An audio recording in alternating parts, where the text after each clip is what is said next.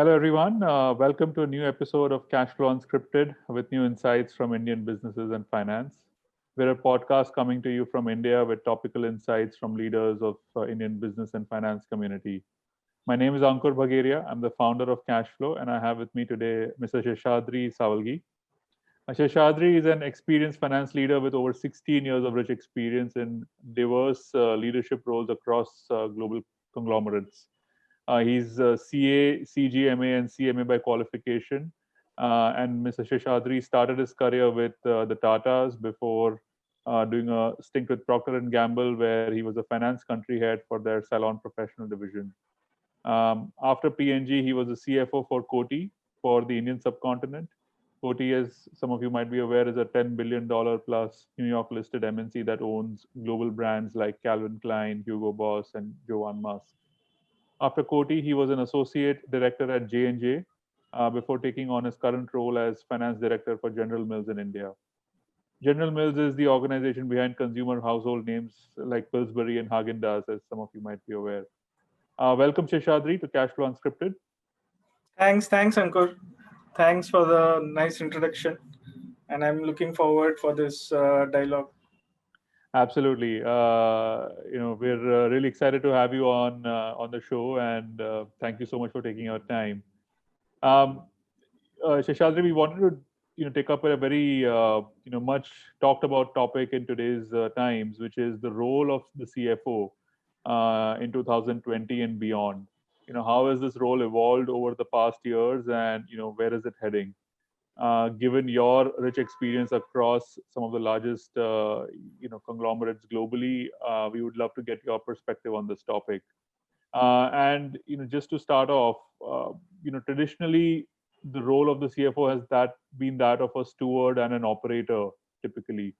How has the role changed over the years, and what is the job description of this position today? So, Ankur, the role of a CFO has evolved and will continue to evolve. So, if you see over last couple of decades, uh, the the CFO was more towards controllership, compliance, and related to more core finance domain skills.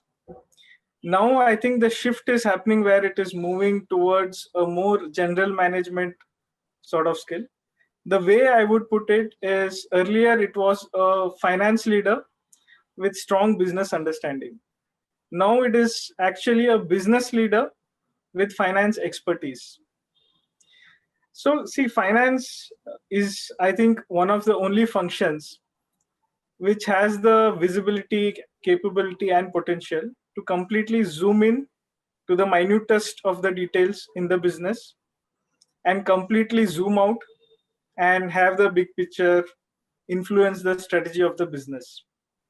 So over the years, the CFO, the boundaries has completely gone away. So if you now see the range of works which a CFO does, in majority of the companies, a CFO is actually made responsible for the IT infrastructure piece.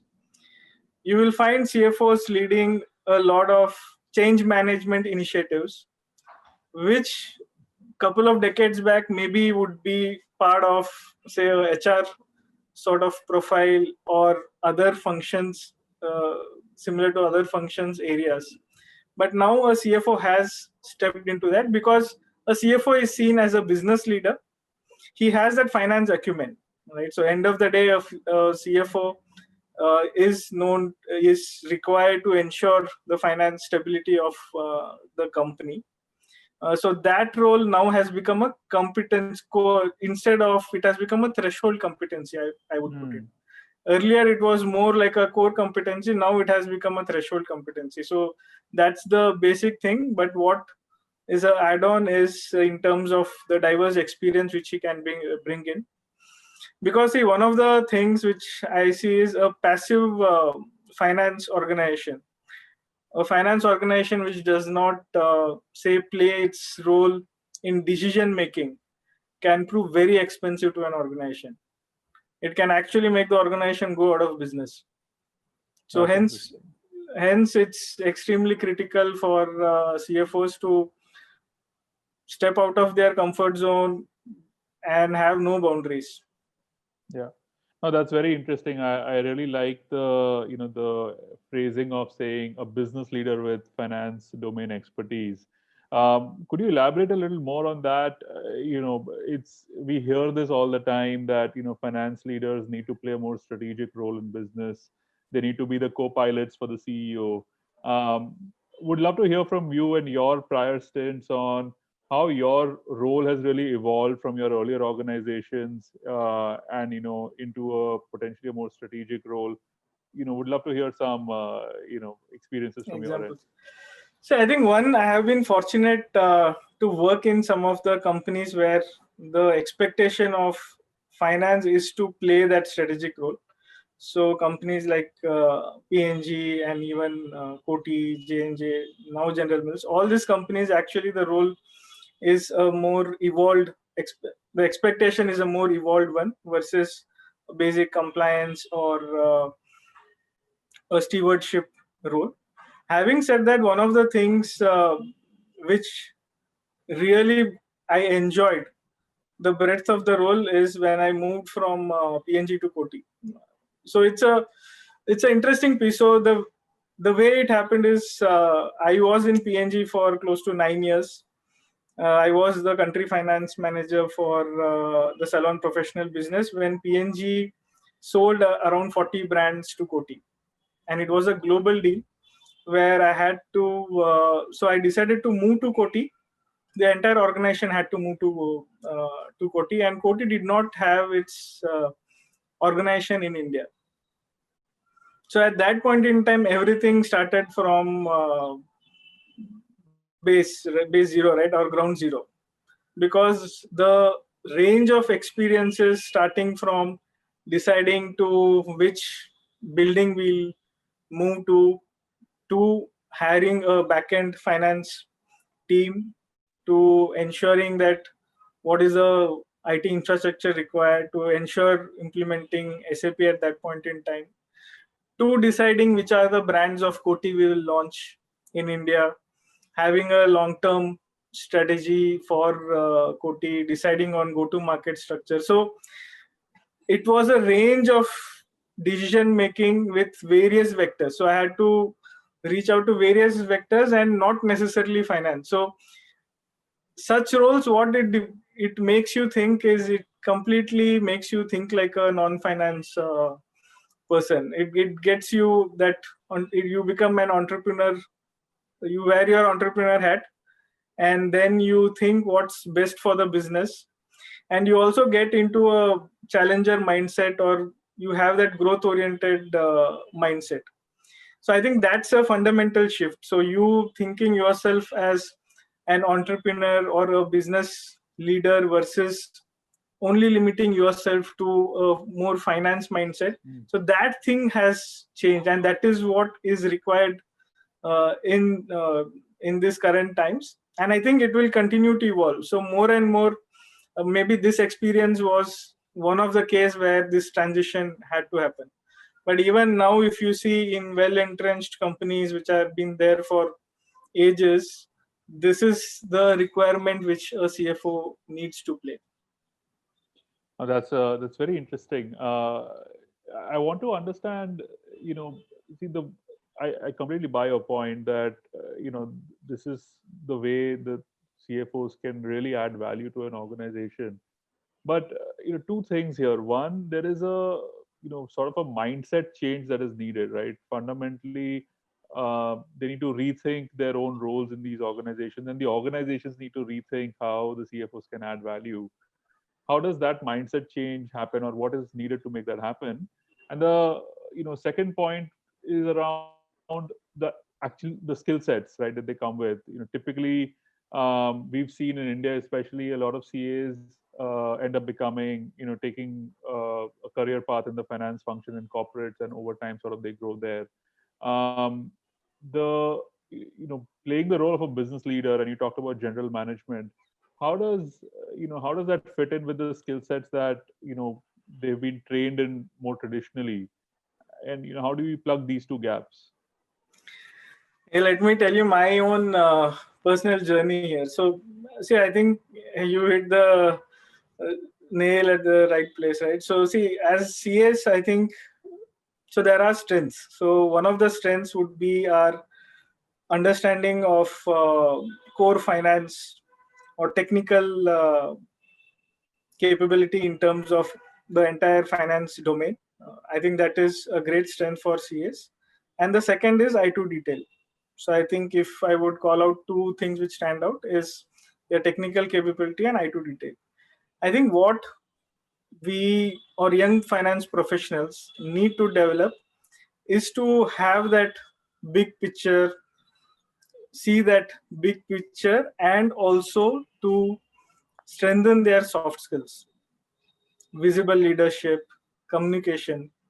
So all this kind of things, soft skills, they need to work on. So one of the things which they need to be deliberate about is to work on these skills, because see, the base skills is always there.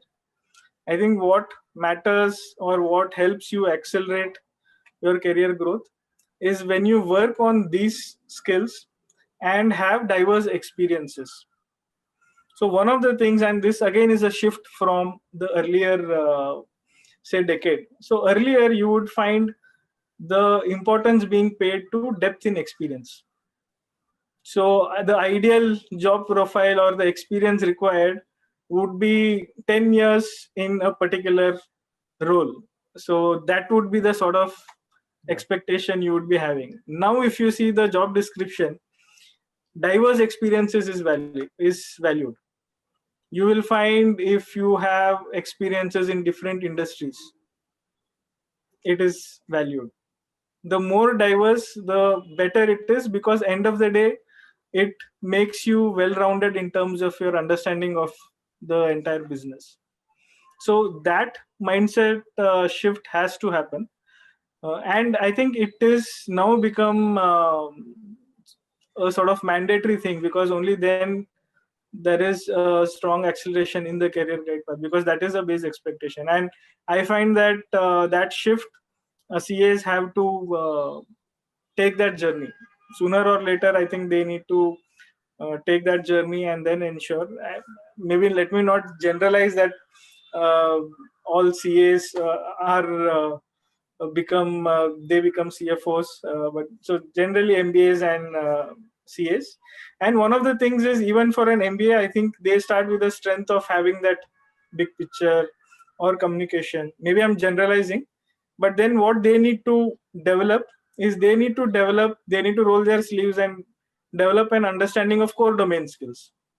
So it's, so when you start your career, you don't have a entire level of skills, right? So you first understand what you have, what your strengths are, and then work on the other piece of it. And that's how you gain experiences and then grow within your career. Yeah. What can organizations do to enable this? Because I think one aspect of this is learning this in school, whether it's in business school or, let's say, any professional curriculums. But really, being able to develop that strategic mindset, being able to understand business, from a business leader's perspective, ideally would require some exposure outside the finance function as well for these finance leaders. But traditionally, once you enter the finance function, we've seen most people typically continue in the finance function for years together. Do you see an imperative for organizations to provide business exposure to folks from the finance function, especially at Absolutely. mid and senior levels? Absolutely. So see, when I started my career, so let me take a core finance role. I was based out of plant in Baddi. So it's a plant finance manager role. I think what the organization needs to do is, if they can give the responsibility to a finance, say, professional, even at the early stages of his career, I think that what ensures that they blossom into business leaders. And I'll tell you an experience. So I was the plant finance manager in a plant which had around 8 managers and around 700 shop floor employees. And the way we used to manage is, so we were a team of 8 leaders within the entire plant. So even at the start of my career, in my first role within PNG, I used to man shifts, because Saturday the managers were not supposed to work, but then there has to be one manager present in the shift. So we took a call that each of the 8 managers will come every Saturday. So there were 3 shifts.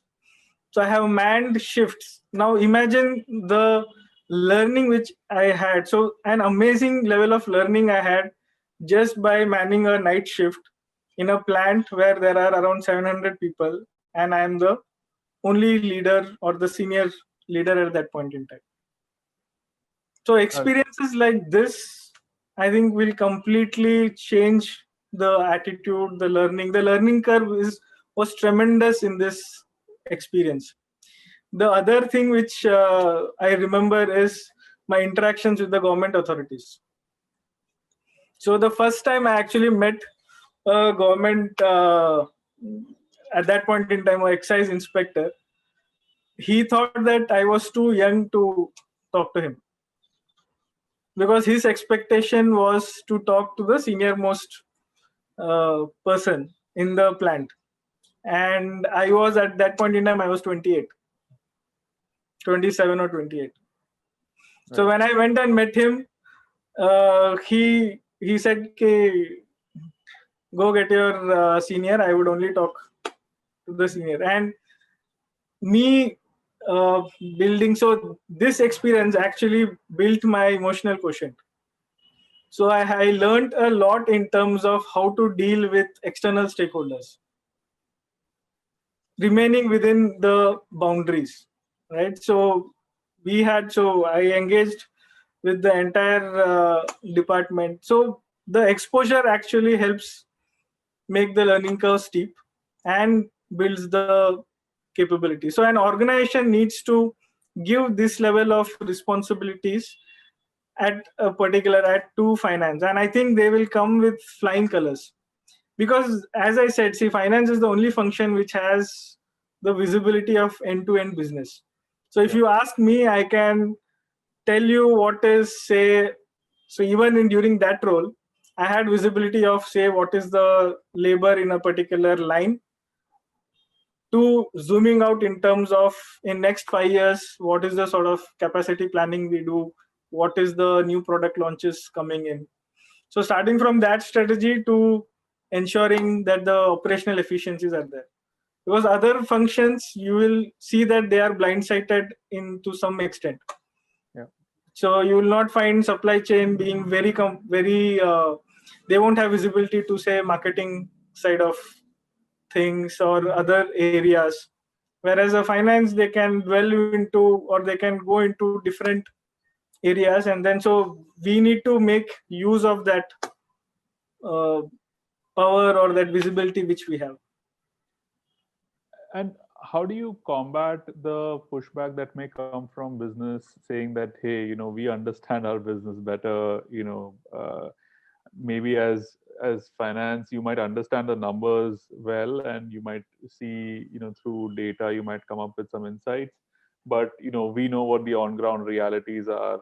I'm sure, in fact, if there are, there are some push and pull, some push and pull that always happens in such situations, especially, at senior levels. Could you give us some insight into how does the CFO handle that? See, I thing which has worked for me during my even initial phase or any role change which I do, the first thing I do is go on the ground and see what's happening on the ground. And this experience, the plant experience which I just talked, actually that started the trend, because once I started like manning the shifts, I could completely, so no production manager could tell me anything which I couldn't sort of understand. So I couldn't, of course, understand the technical aspects of it, but that was not required. I think the same case for commercial aspects as well. So the first thing which any finance professional needs to do is he needs to first get the understand the pulse of the business, get into the market, meet the distributors, understand what's happening. See, because end of the day, what happens is the pushback which comes in. Of course, there would be a many valid pushbacks as well. Because if you talk something which is very theoretical, it doesn't work. End of the day, we can't be very theoretical about business, and it's just not uh, Excel exercise. Yeah. But what I always say is, see, everything starts first in the head, then it moves from head to the Excel, and then it becomes a strategy which gets executed.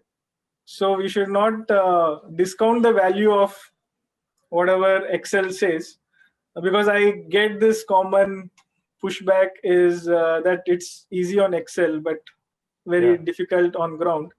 But if it seems impossible in Excel, then definitely I don't see it getting executed even on ground.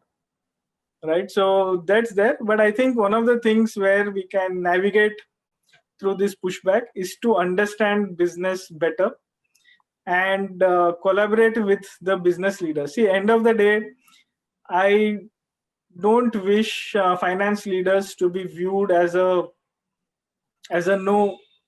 person who says no to everything. Yeah. So you will find this common stereotype or perception that where few leaders, so they will say that finance is even before they ask a question, he will say no, which is not how a finance should be viewed. So one of the things is, see, end of the day, we are all one organization and working towards a common objective. Yeah. So I wouldn't, in that sense, finance, sales, marketing, everything. So these are all different legs. End of the day, we want to achieve a common objective.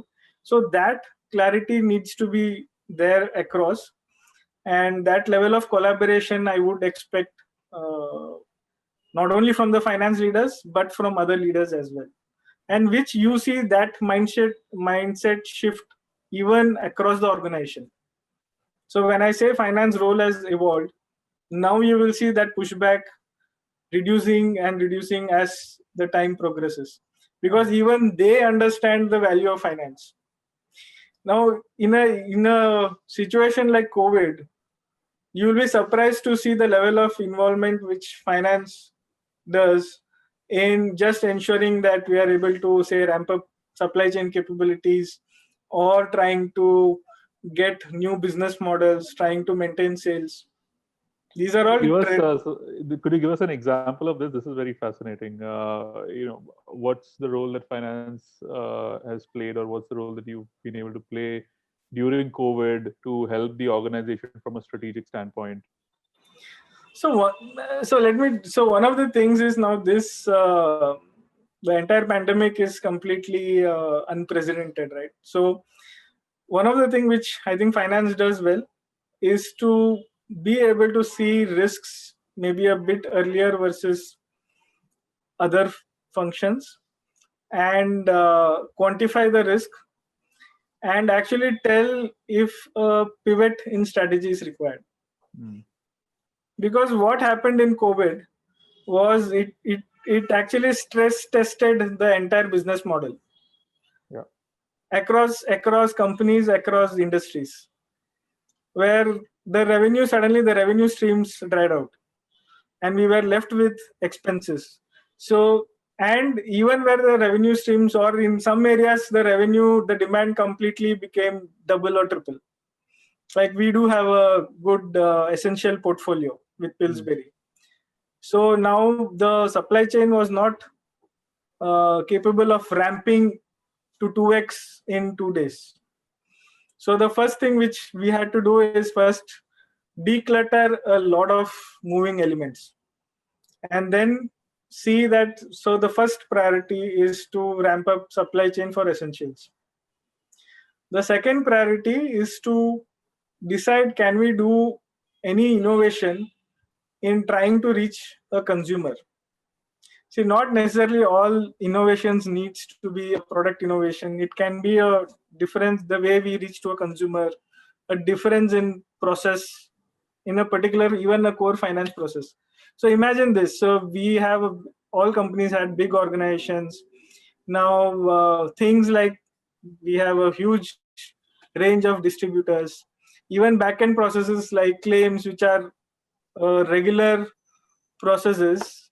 All the headcounts were doing work from home. The entire team was doing work from home. The distributor were not even operating.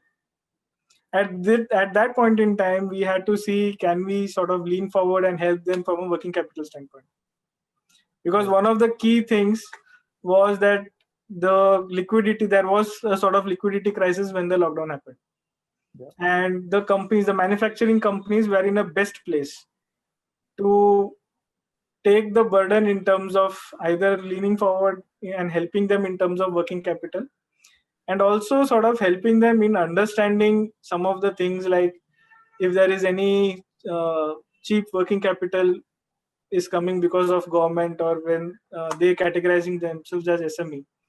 Even that level of information, the manufacturing companies took the onus in helping the distributors and other stakeholders understand that this is the venue where you'll get this capital, so please take benefit of it. Because if you see the entire value chain, not everyone is in the same place in terms of the understanding of what's happening and taking that decision to pivot. So these were some of the things where finance played a leadership role in helping everyone understand, calming their nerves, taking the decision to lean forward in terms of working capital requirements. You will find new business models like you will find all these QSRs, the quick service restaurants, listing essential products. Right. And the reason they did this, see, end of the day, all these companies had fixed costs to incur, and their revenue suddenly stopped. So one of the things is, and the only thing which was selling like hotcakes were essentials. Yeah. So they utilized their infrastructure to do a tie-up with many companies, many FMCG companies, and they sold essentials, maintaining some level of revenue for them. And even for us, it was a way where we could reach the consumer. So it is like a win-win across the value chain for the manufacturers, for the QSRs, even for the consumer. Yeah. It is one of the most safest way where he could get his favorite product. Yeah. So this entire thing, I think, is a collective exercise where finance plays a leadership role.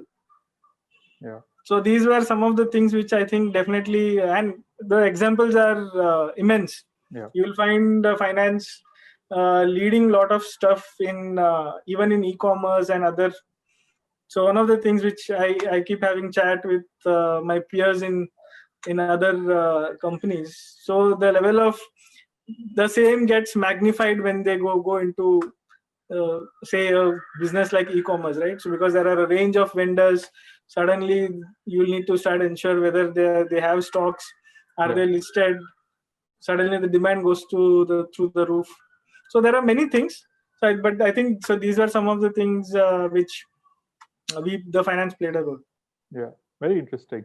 And as far as dealing with external stakeholders is concerned, you talked a lot about how finance can work closely with various other internal stakeholders to shape the business strategy, to implement the strategy.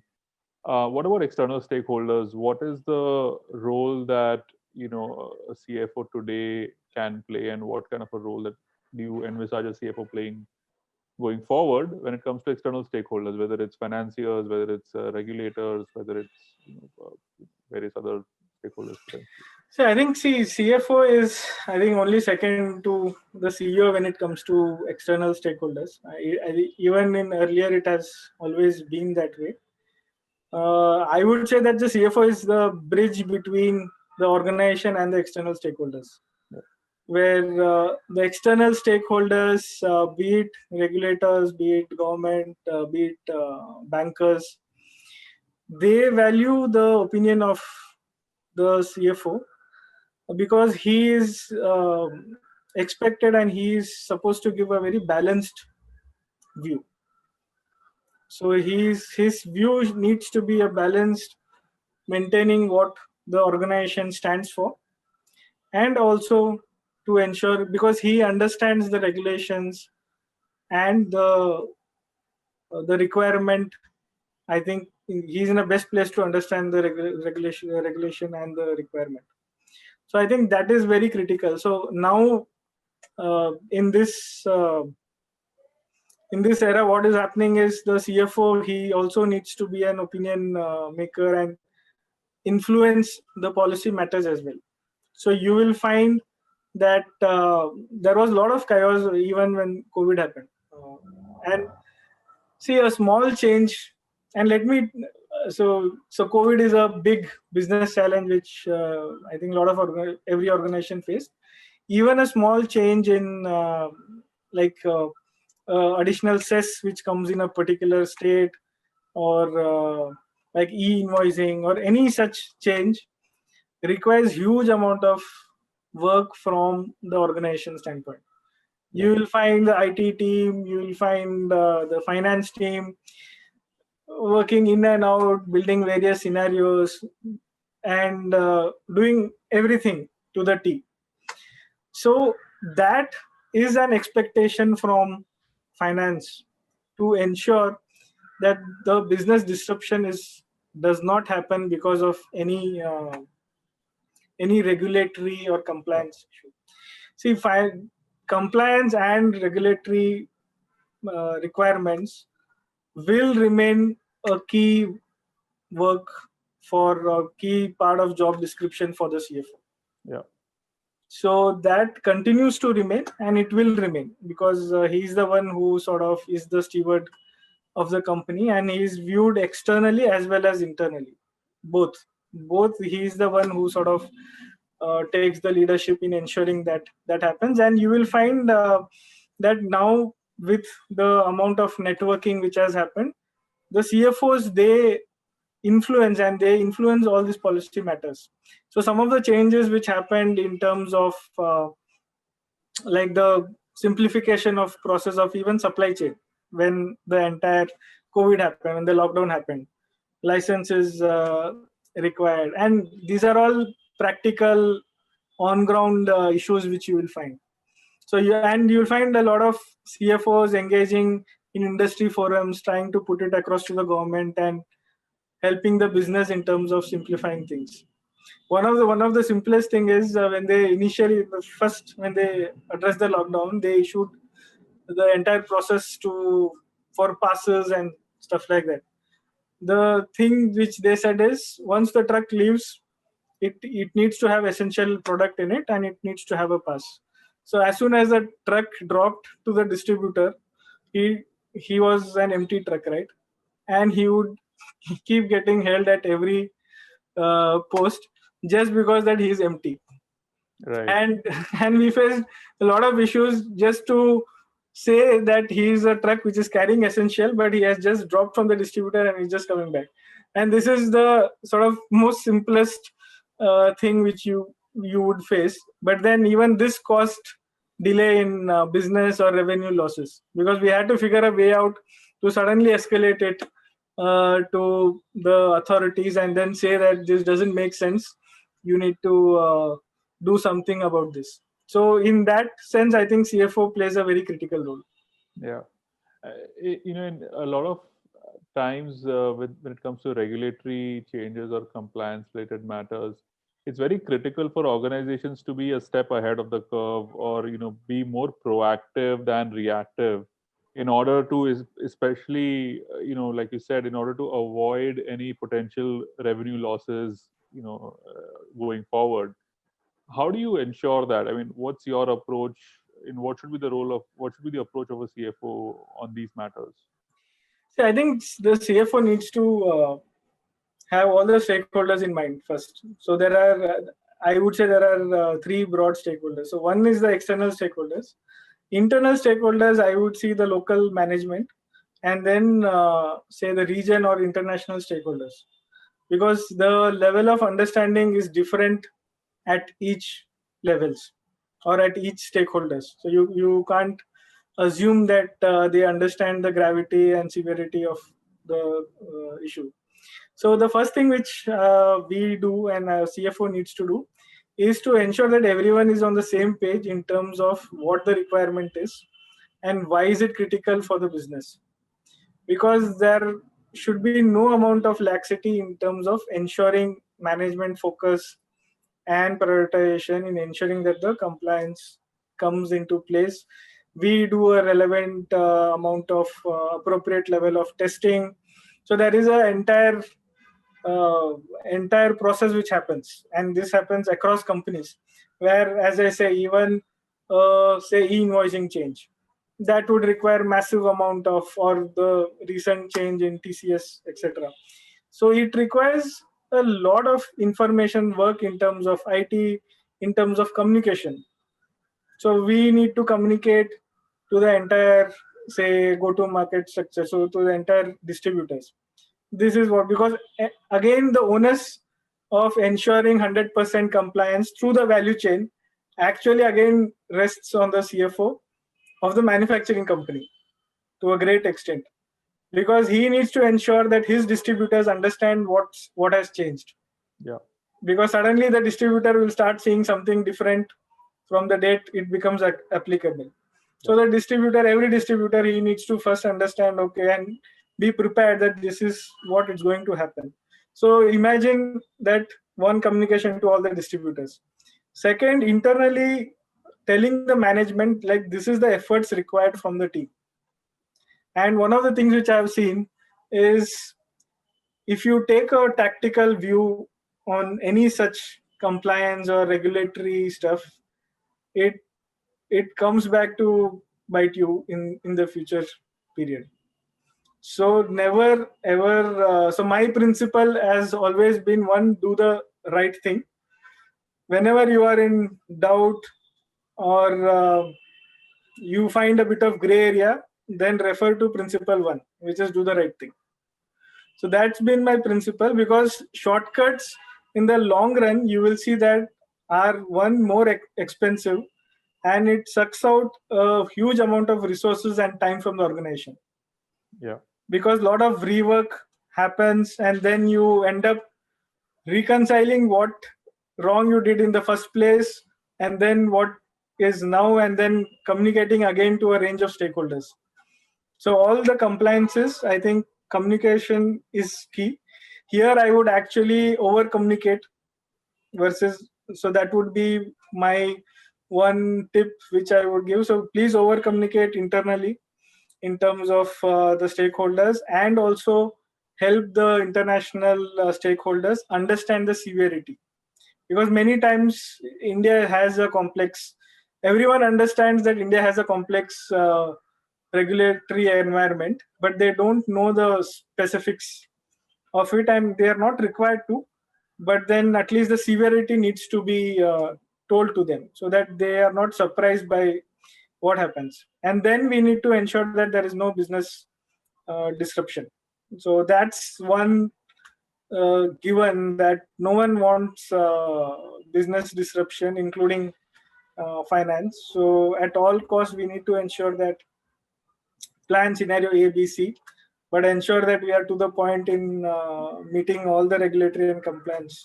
So there is no two ways about it.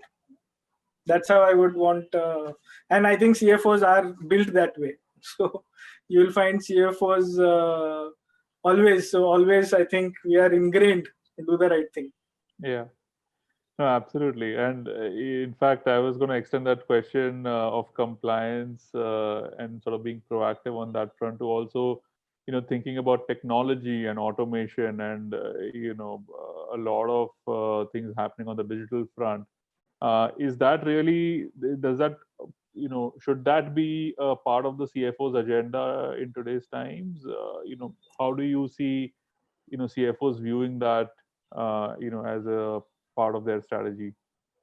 See, I think CFO plays a critical role in understanding the infrastructure requirements of the business.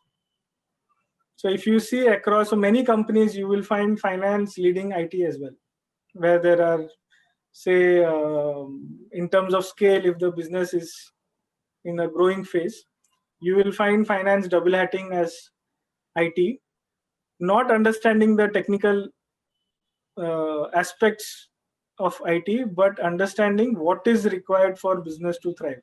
Mm. So one of the things which a CFO understands is once we gain scale, if the business goes 2x, 3x, what is the IT infrastructure required for us to sustain that level of business? Yeah. And I think CFO is in a best position to help articulate that requirement to the organization and to IT as well. So you will find so some of all the new technology requirements. I think CFO completely has his seat on the table and his opinion matters, because some of the even simpler stuff like even processing, everything is going through change. You will find a lot of options which is using bots, which is using AI coming into place, and I think a CFO is the one who can actually take a call whether, because if it makes sense, he is the one who has to ensure that this is the right time for us to invest behind it.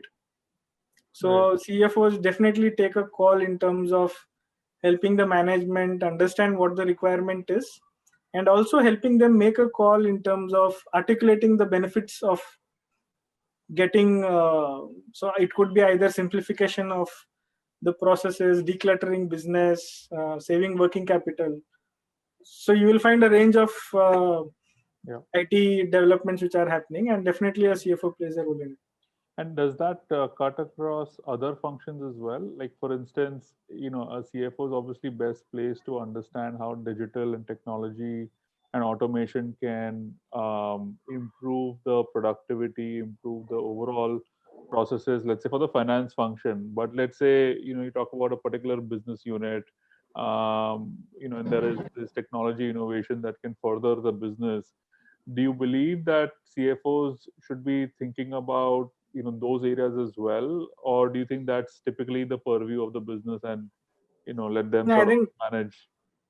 I think CFO definitely must think about it, and as I said, no boundaries, right? So that's that's Yeah, it's a good is my mantra. thumb rule.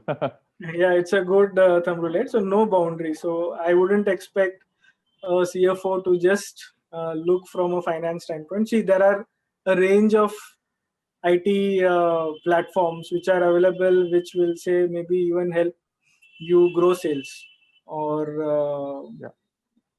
simplify your supply chain process. So there are a range of vendor financing. So there are a range of IT platforms you will find in every aspects, either growing sales, simplifying your supply chain, reducing or making your working capital efficient. See, end of the day, everything, if you were to put a value to it, you can put a value for the entire business. Starting from, if you want to put a value, you can put a value to the employees, to the business, to sales, to everything.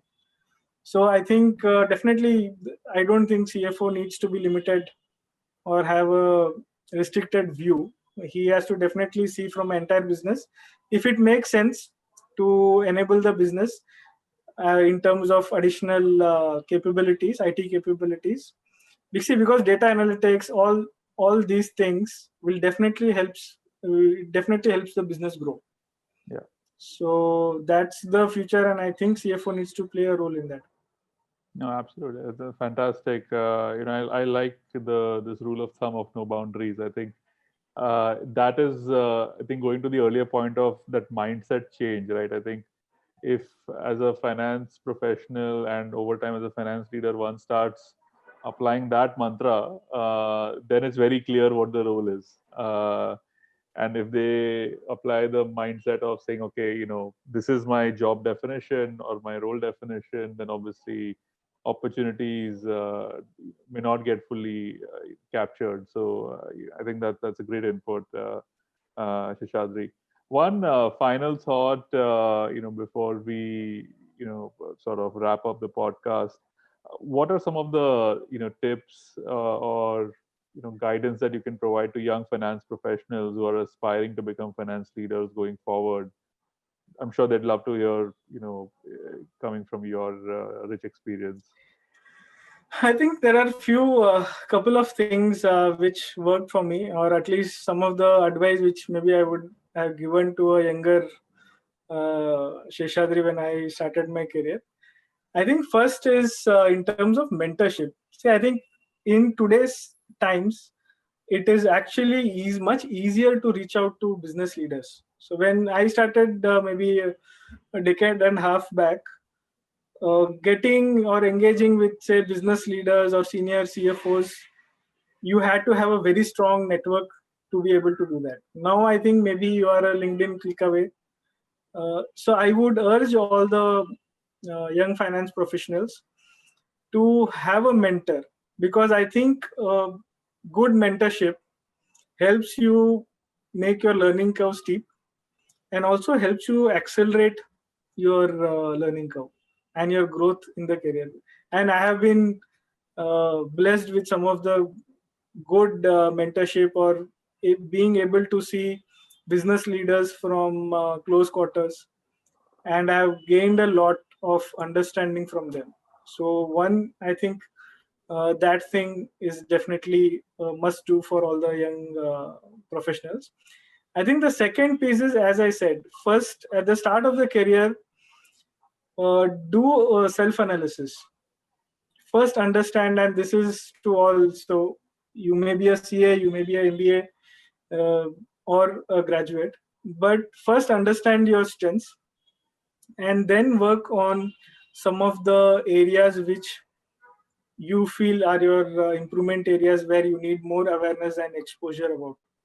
And these are some of the things which has worked for me. So me, I worked on a lot in terms of leadership, developing my leadership, having varied experiences, and not necessarily within only from a professional standpoint. I started to run, I started to travel, I started to trek, because I wanted to accumulate diverse experiences which maybe I couldn't, because all my say teenage or that was focused on becoming a CA, CGMA and stuff like that. So once you are in a position, try to gain diverse experiences and build on such experiences, because as we progress, I think diverse experiences will help and that will be valued going forward. So gain that experience in different industries, put your hand out if there is a project which is not related to finance. I always, at any point in time, I want to work on some project which has nothing to do with finance, and that's been my other principle from the start of my career. So, and that will always help. It will always help to be you to be well-rounded and have a much and share a perspective which is will be appreciated by a broader team.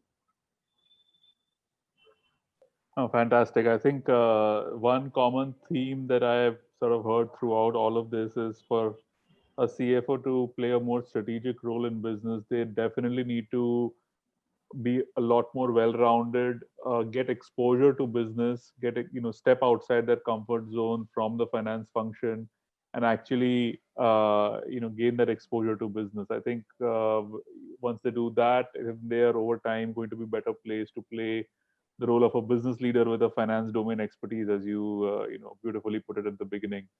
With that, I'd love to, wrap up this podcast, Sheshadri. This has been fantastic as an interaction. Thank you so much for your, for your inputs and guidance. And I'm sure, a lot of finance professionals will, benefit from, from this. So thank you again. Thanks so much. Absolute pleasure, Ankur. I enjoyed having this dialogue. Thank Thank you. you.